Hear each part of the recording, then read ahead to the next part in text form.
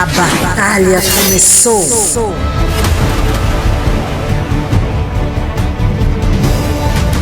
O Yeseraton,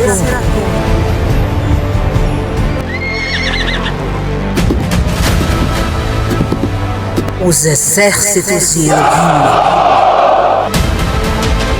Mahanaim,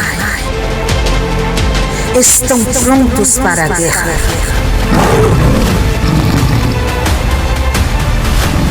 O Yetzirah se aproxima. Sorrateiro, ele está à espreita.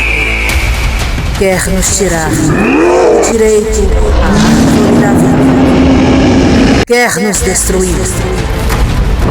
Avante, guerreiros!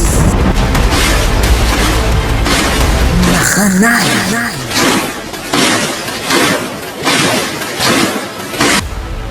Por Hashem e pela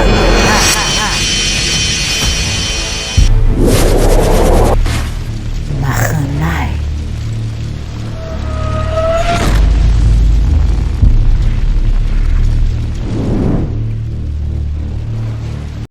Brit Hadashah, Vayeshev. Baruch Hashem, Shalom Shalom, estamos de volta em nosso canal Mahanaim. Eu sou a Moratayá.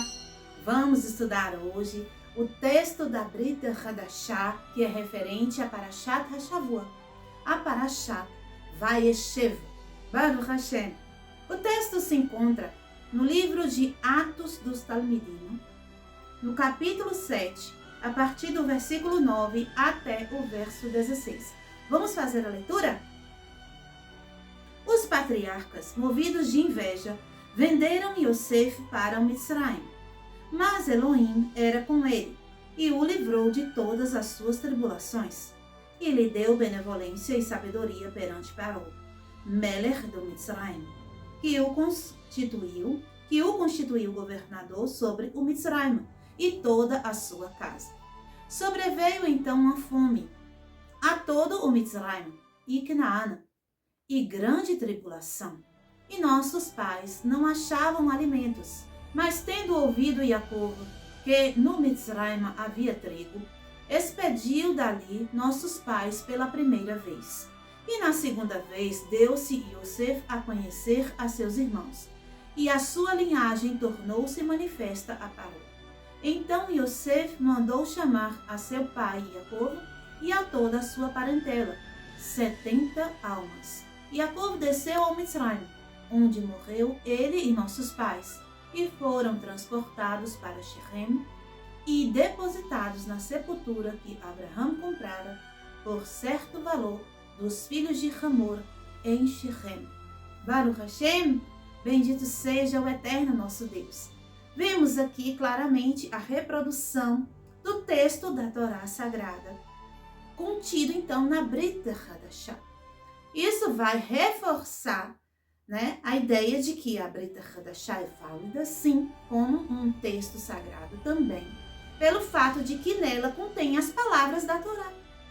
A Torá é o livro sagrado onde existem as palavras diretas de Hashem, ou seja, na verdade são 5 livros, Mas é ali a compilação, é a união do grande nome de Hashem, onde todas as almas, tanto a parte feminina quanto a masculina, se encontram ali em formato de cada uma daquelas letras.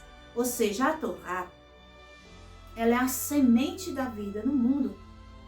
E o texto que recebe estas palavras, que recebe essa semente, se torna sagrado também.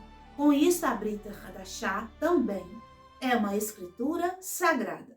Óbvio que nós sabemos que a tradução da Brit Hadashah, porque nós não temos acesso ao texto original neste momento. Então, a tradução, ela não é exatamente o que o texto original é, mas nós podemos sim perceber muito do texto original, pelo fato de que é óbvio que os Talmidim de Yeshua eles iriam então reproduzir as palavras da Torá, pois Yeshua trouxe as palavras da Torá. O ensino dos Talmidim vai corroborar com o ensino do mestre.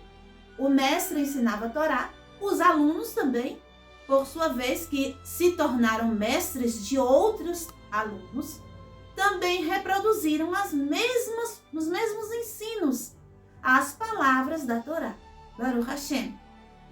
Neste texto em especial, nós iremos acompanhar então o que ocorreu no que estamos estudando na Parashat Vayeshev, onde o texto da Parashat Vayeshev vai nos trazer todo aquele envolvimento em tribulação, em confusão, em maledicência, né? Em inveja, em conflito, né? Violência, traição, várias transgressões e sentimentos negativos que envolveu ali o início da trajetória de Yosef para Mitzrayim, que era determinado pelo seu destino fazer isso, ir até Mitzrayim, mas não daquela forma tão agressiva. Ele poderia ter ido de boa vontade, mas é isso que acontece. Hashem, ele tem um plano para cada ser humano, ele tem uma trajetória. E esta trajetória, ela inclui o conserto de nossa alma, aquilo que nós devemos consertar aqui neste mundo. Hashem, ele traça um plano e ele vai dando pistas, vai colocando sinais no meio do caminho, ao longo da nossa vida. Se a pessoa estiver atenta aos sinais, né, as pistas que Hashem demanda para que a pessoa siga pela trajetória que Hashem preparou para que ela resolvesse o conserto de sua alma, a pessoa, ela trilha um caminho chamado de misericórdia. E ela não passa por atribulações e sofrimentos. Mas geralmente, os seres humanos, todos nós, como estamos de uma forma bem fechada ao nascermos aqui, infelizmente, o trabalho, né, de fazer este acordar, este despertar, não é tão simples assim. A depender da situação da pessoa, se a pessoa estiver em meio à sujeira, vamos supor, por exemplo, é muito difícil ela enxergar o caminho de luz logo de cara, né? Não era o caso de Yosef. Yosef, ele tinha um caminho de luz desde que nasceu. Ele era filho do patriarca Jacob. Jacob era um homem reto, é dito que ele era íntegro diante de Hashem. Integridade vem de verdade. Jacob, ele era verdadeiro diante de Hashem. Jacob tinha se elevado a ponto de se tornar Israel. E Yosef era o filho que Jacob transmitia para ele a sua maior essência, no sentido tanto espiritual da alma, né, como se Yosef fosse a continuação de Jacob, mas também a questão do físico mesmo. Jacob dava bastante atenção para Yosef, ensinava para ele, estava sempre próximo dele e cuidando dele. Então Yosef, ele tinha sim um ambiente favorável para trilhar apenas o caminho da bondade. Mas o Satã está para todos, independente se a pessoa ele está em meio à pureza desde que nasceu ou em meio à sujeira. O Satã, ele sempre vai existir ali e ele vai usar o que ele tem para poder fazer a pessoa se desviar. Se a pessoa tem muita elevação espiritual, o Satã vai usar desta elevação espiritual para fazer a pessoa se desviar. O Satã, ele não vai trazer algo para a pessoa que seja muito averso à sua personalidade, porque a pessoa vai rejeitar. Então, o que Yosef, a gente vê Yosef no texto falar? Ele vai criticar os irmãos dele. Ele vai colocar defeito nos irmãos. Os sábios vão dizer, Rashi, na verdade, Rashi vai dizer, que Yosef fez 3 coisas. Yosef, ele falou mal dos irmãos, que eram filhos das servas das mulheres de Jacob, que também eram esposas de Jacob. Contudo, elas eram servas também das suas irmãs, que eram irmãs. Todas 4 eram irmãs. Mas a Bilhá e a Zilpá, elas eram filhas das concubinas de Lavã. Elas não eram filhas da esposa oficial de Lavã. Com isso, elas foram enviadas para servirem suas irmãs, aquelas que eram filhas da esposa oficial de Lavã. E elas se casaram com Jacob pelo fato de que Rachel quis gerar filhos. Então, Rachel ofereceu Bilhá. E então Bilhá se casa com Jacob, mas ela continua servindo Rachel, mesmo casada com Jacob. E Leá, por ter parado de gerar, ela também entrega Zilpá como esposa para Jacob. Contudo, Zilpá continua servindo a Leá, continua como uma serva de Leá, mesmo sendo esposa de Jacob. Nisso, Yosef, ele viu diferença entre os irmãos que eram filhos das esposas oficiais e os irmãos que eram filhos das esposas que eram servas. Como o avô dele, Lavã, fazia diferença. O Lavã, ele via diferença. E Yosef, ele, pela elevação espiritual dele, ele devia não ver. Mas ele olhou e disse o seguinte: se a tua mãe é serva, tu também é meu servo. Ele trouxe uma lógica que o avô Lavã dele tinha. Entende? E isso foi o quê? Isso foi grave pelo fato de que quando Bilhá foi entregue para Jacob para gerar, dela nasceu Dan e também Naftali, é dito pela boca de Rachel que os filhos de Bilhá seriam de Rachel, seriam dela. Seriam gerados por Bilhá, mas seriam extensão de sua própria alma. Ou seja, a Rachel, ela consentiu, ela mesmo deu a sua serva, que era irmã também para seu marido como esposa, com o destino de seus filhos serem dela. Ou seja, o Dan e o Naftali eram irmãos de mãe e de pai de Yosef e de Benjamim. Entende?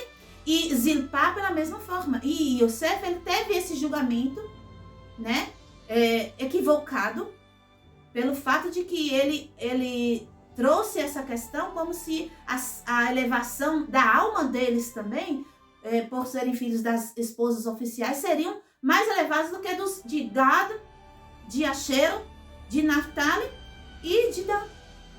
E isso ofendeu seus irmãos. Yosef também, qual foi o erro que Yosef teve? Outra coisa que Yosef errou diante de seus irmãos. Ele, com a imaturidade, né, da idade também, porque Yosef era mais jovem, ele contou os seus sonhos, que seriam verdade e profecia. Mas ele contou de uma forma que incitou inveja em seus irmãos. Não teve prudência e sabedoria. Então ele criou um clima desagradável. Pelo fato dele ser mais jovem, ele poderia contar esse sonho para seu pai, ou não contar para ninguém, mas ele com a imaturidade e imprudência, ele errou de ter contado aqueles sonhos, que ele seria elevado acima de seus irmãos, e isso não deixa de ser um pouco de gavá. Então Yosef deixou que a gavá, que o orgulho, né, também se manifestasse. Então, primeiro foi a questão da lashon hará, de humilhar os seus irmãos, depois ele teve a questão do gavá, e depois, por fim, ele trouxe uma questão também, além dessa, vamos colocar aqui que o gavá está junto com a questão dele colocar seus irmãos para baixo. O segundo aqui, vamos colocar que ele deu a entender, né, no seu discurso para seu pai, que os irmãos estavam praticando imoralidade sexual. Pelo fato de que os irmãos saíam de próximo à casa, de próximo à habitação, para levar as ovelhas para comer em outros pastos, em uma cidade chamada Lotana. E lá nessa cidade havia prostíbulos, havia, né, esse tipo de coisa. E Yosef, ele falava como se ele desse a entender que os irmãos estavam na libertinagem, sendo que ele não tinha provas, nem tinha relatos verídicos disso que ele estava supondo. Então, ele levantou esse falso, né, falso testemunho com seus irmãos, nesse sentido, da imoralidade sexual. Yosef, por fim, ele chega e vê os irmãos fazendo uma cabalá, como Abraham Avinu fazia. Então, eles eram mestres de cabalá também, muito elevados, os irmãos de Yosef. Eles estavam dando vida a um ser que, na verdade, não era um animal, mas ele tinha aparência, sabor, ele tinha, olhando para ele, ele tinha toda uma imagem de um animal e uma característica física de um animal, mas ele não era um animal. E eles quiseram, então, experimentar, né, para sentirem na vivência a experiência que os povos cananeus tinham ao comer partes de animais vivos. Eles queriam saber o que isso vai trazer de prazer ou de satisfação para a alma, para tentar compreender isso que eles passavam, que eles viviam, e tentar dissuadi-los desta prática.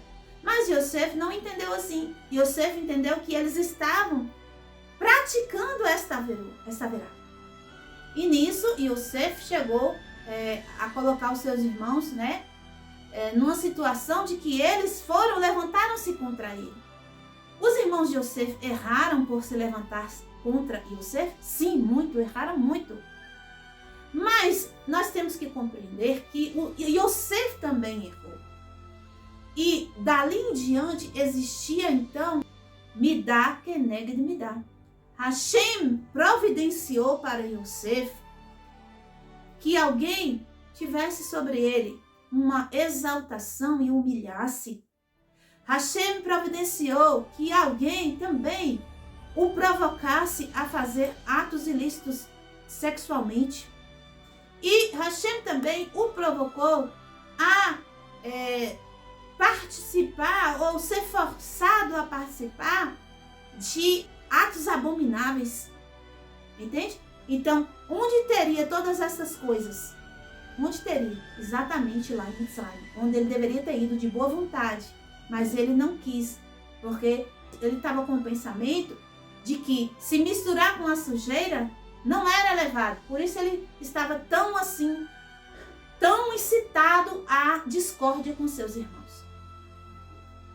Então, é dito que Yosef foi vendido. A Brit Hadashah citar que Yosef foi vendido é importante para que nós possamos fazer a conexão da venda de Yosef com a venda de Yeshua. No texto da Torá vai aparecer ali 20 moedas de prata.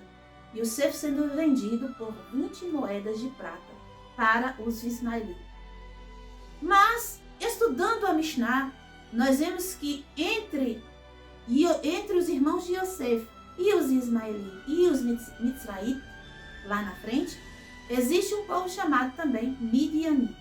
O povo midianita também participou dessa transação e 10 moedas de pratas ficaram para eles. Ou seja, Yosef, no fim das contas, teve sua venda por 30 moedas de prata, como Yeshua foi vendido também por 30 moedas de prata para Yehudá. Yehudá o entregou para o seu suplício. Então, quando Yosef ele começa a sua trajetória de pagar pelo que ele fez, né, e também acabar entrando ali no plano divino, que seria a sua ida para Mitzrayim, o plano divino havia traçado para ele um caminho de Shalom. Mas como ele não tomou o caminho de Shalom, a sentença da alma, ela continua. Com isso aprendemos. O caminho de Shalom que nós temos para o nosso tikkun, hoje que já estamos mais acordados para a realidade, é Torá e Mitzvot. Hashem está nos mostrando claramente: vocês têm a vida e vocês têm a morte. Escolham a vida para que vivas, ou seja, cumpra os meus mandamentos e vocês irão, por fim, no meio deste caminho de cumprimento, vocês irão entender o seu tikkunim, os vossos consertos, e vão consertar a alma de vocês no caminho de Torá. Este caminho de Torá é o caminho de Shalom. Mas quando o Yosef, ele toma o caminho da virá, o caminho do orgulho, o caminho da altivez, o caminho da lachonará, o caminho da discórdia, então ele sai do caminho da Torá, que é o caminho de Shalom, e ele entra pelo caminho do sofrimento, porque de qualquer forma ele tinha que ir até Mitzrayim, ou pela Torá, pela bondade, pela Shalom, pela tranquilidade, ou pela discórdia e sofrimento, ou pela dor. E foi o que aconteceu. E aqui vai contar um resumo muito prático, né, que vai além da Parashá Hashavua, que vai falar sobre a fome, vai falar sobre os irmãos irem até ele e Yaakov também descer para Mitzrayim. Então, aqui vai fazer um resumo, não apenas desta Parashá, mas das outras duas Parashot que virão na frente. Vamos então parar aqui no início do texto, onde é dito que Hashem o livra das tribulações, mesmo que ele vai caído, né? Primeiro ele cai no poço. Que poço é esse?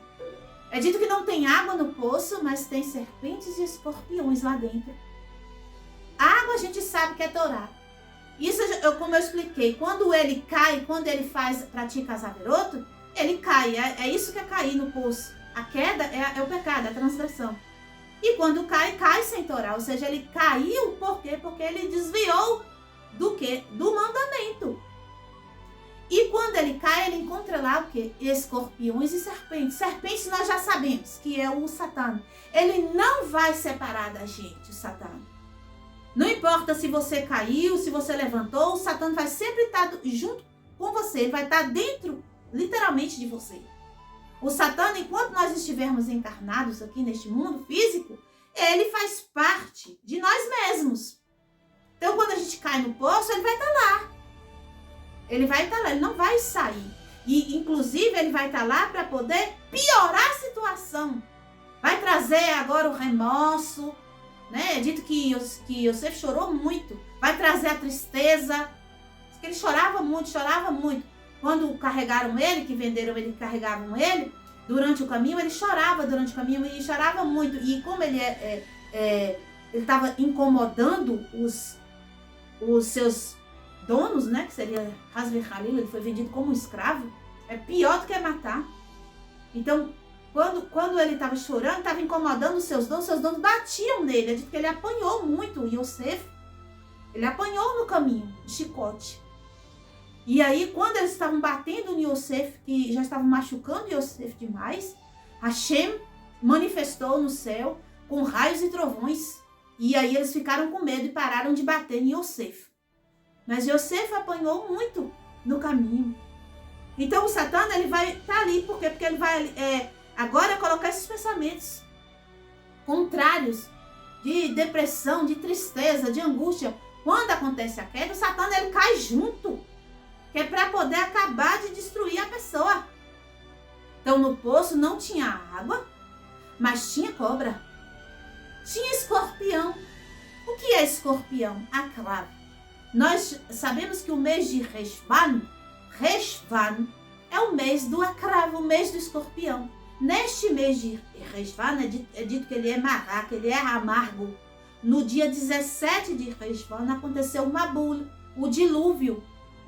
Então o escorpião é um animal que nós sabemos que ele é o quê? Peçonhento, venenoso. Ele vai representar um período de amargura, de tristeza, de dor. Então, quando Yosef cai ali, essa serpente, esse escorpião, é explicando a situação de sua alma, de seu sentimento, de sua angústia, como se um dilúvio tivesse vindo sobre ele, como se tudo tivesse acabado para ele, acabou a vida para ele, né? Então, mas mesmo assim, como ele tinha uma missão, Yosef era uma alma especial. Yosef não era qualquer pessoa. Yosef era a continuação de Jacob.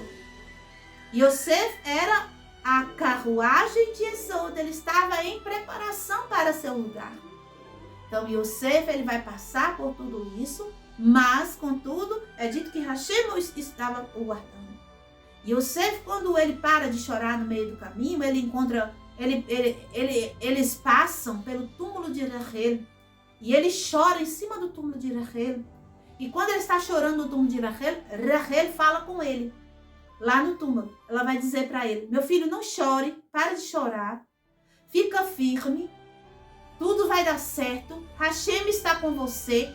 Então, do momento que Rachel fala com ele para de chorar.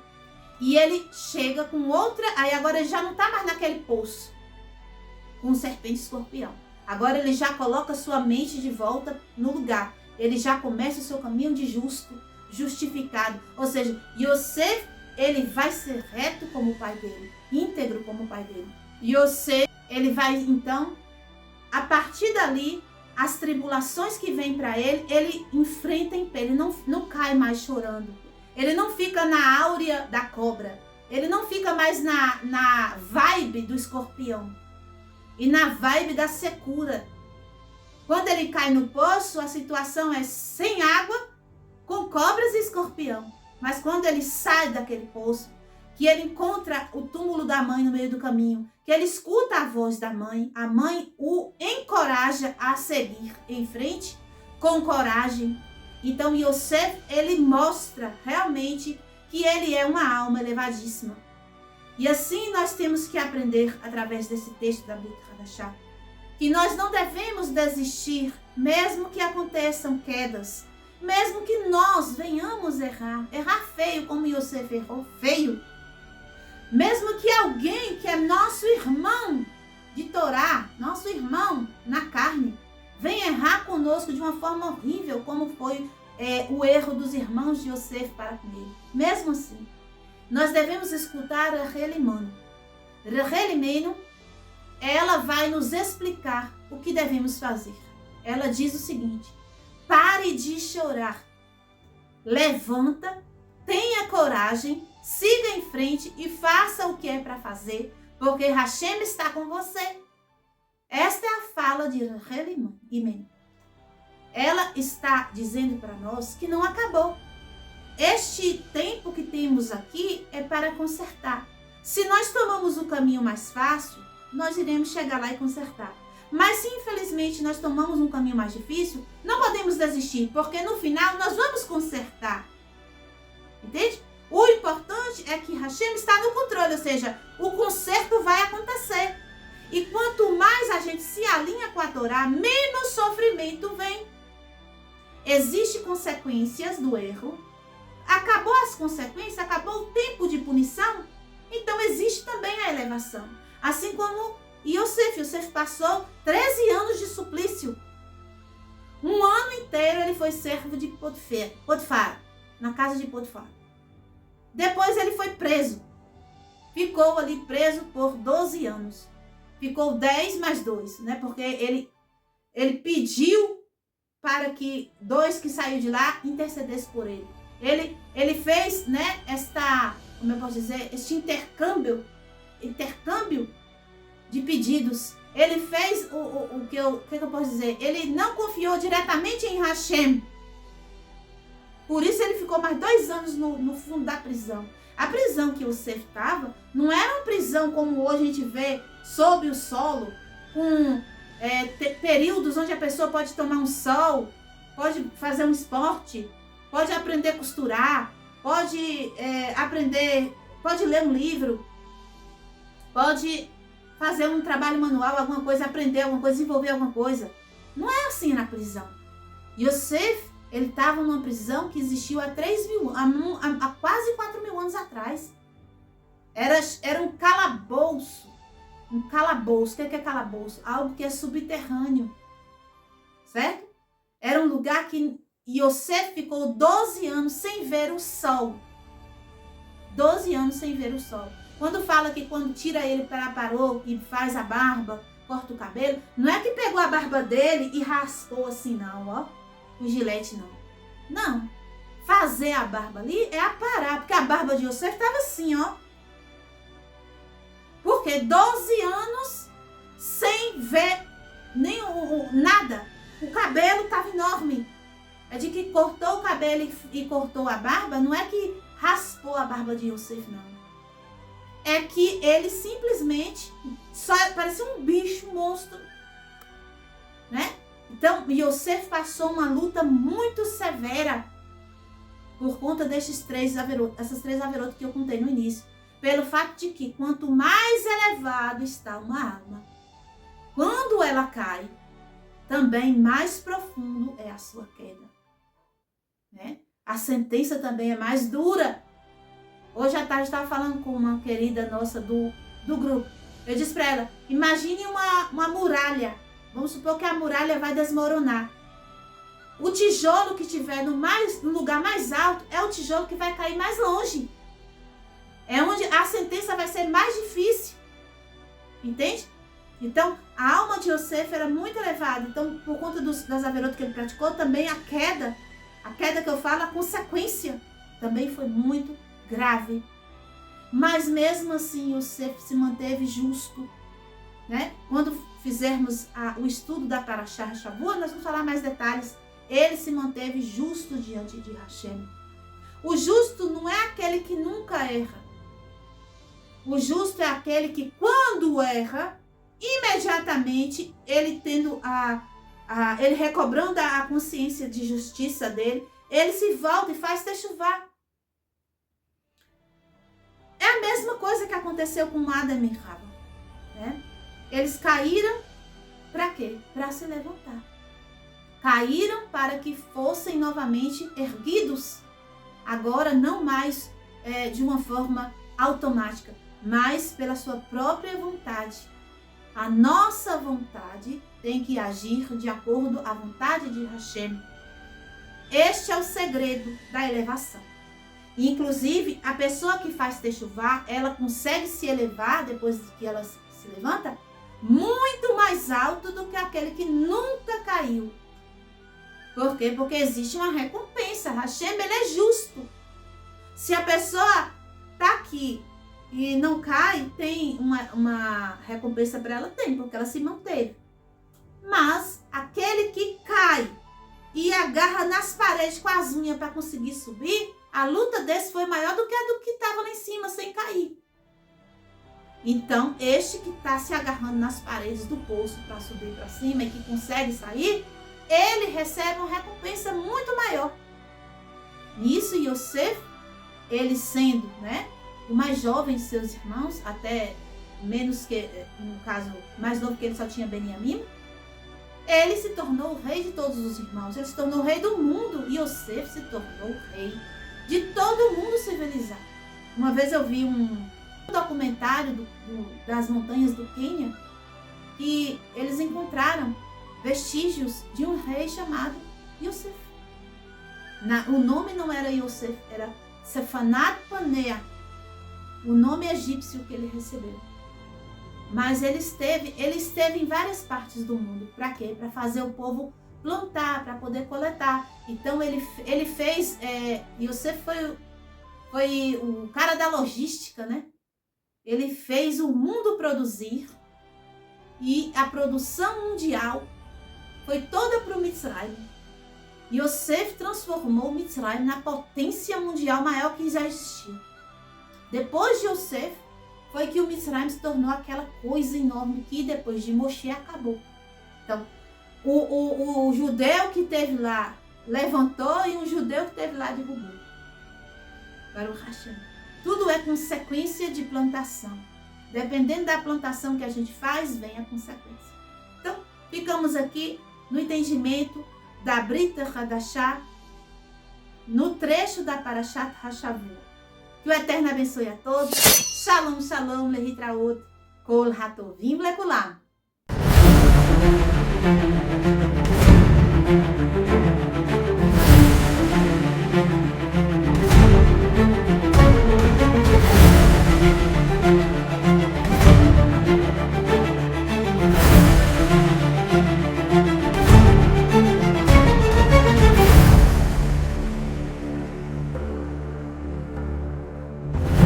Thank you.